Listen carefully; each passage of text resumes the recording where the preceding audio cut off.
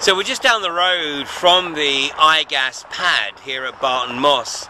Now, iGas have claimed that they are simply drilling to explore the viability of extracting methane from the coal seams that lie somewhere around about 5,500 feet below the surface.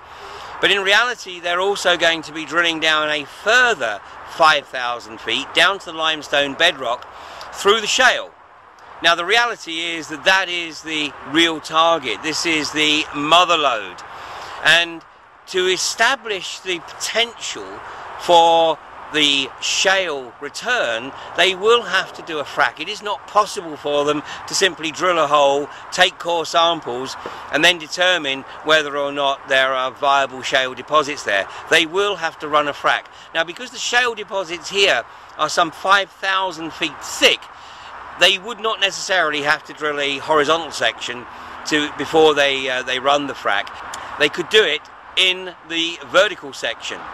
So the reality is that fortunately there are people here in the Manchester area who are following the progress of the iGas applications with the planning authorities with the proverbial tooth comb.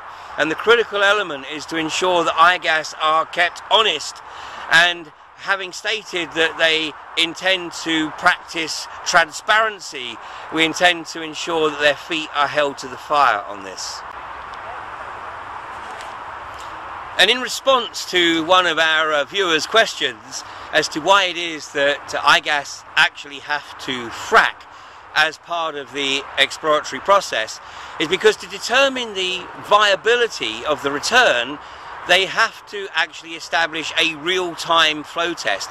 If they were simply going to drill into the shale and try to estimate the likely flow rate from the core samples, it would be no more than a best guess.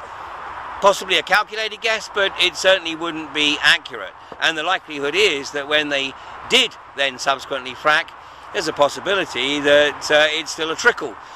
In all probability though, what will happen here is that they will run a test frack, probably something in the region of 2 million gallons at about 7,500 psi, and then having recovered 50–60% of the flow back, they will be able to establish whether or not there are viable shale deposits, shale gas deposits here, and determine whether or not that it's worth their further commitment and investment.